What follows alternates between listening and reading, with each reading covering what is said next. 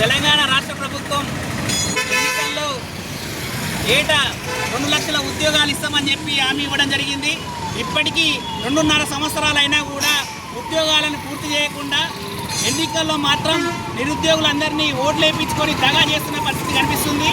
ఎన్నికల్లో ప్రతి నిరుద్యోగిని కలిసి మేము ఎన్నిక అధికారంలోకి వస్తే, కాంగ్రెస్ ప్రభుత్వం అధికారంలోకి వస్తే ప్రతి ఏటా 2 లక్షల ఉద్యోగాలు ఇస్తామని చెప్పి యూత్ డిక్లరేషన్ చేసి మేము వెంటనే టీజీపీఎస్ ద్వారా అన్ని రకాల ఉద్యోగాలు ఇస్తామని చెప్పడం జరిగింది. కానీ 2.5 సంవత్సరాలు అయితే ఇప్పటి వరకు కూడా ఉద్యోగాలను భర్తీ చేయకుండా నిరుద్యోగులను మోసం చేయడం జరుగుతుంది. గతంలో టీఆర్ఎస్ ప్రభుత్వం ఏ విధంగా వివరించిందో ఈ ప్రభుత్వం కూడా అదే విధంగా వివరించడం జరుగుతుంది. గత ప్రభుత్వం ఉద్యోగాలు వేయకుండానే నిరుద్యోగులంతా ఏకమై ఈ కాంగ్రెస్ ప్రభుత్వం అధికారంలోకి తీసుకురావడం జరిగింది.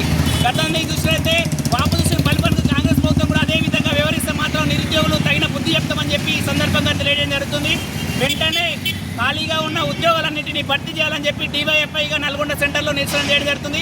లేని ఏడల పెద్ద ఎత్తున నిరుద్యోగులంతా ఏకమై ఈ ప్రభుత్వాన్ని గడ్డ దింపుతామని చెప్పి ఈ సందర్భంగా తెలియజేయడం జరుగుతుంది.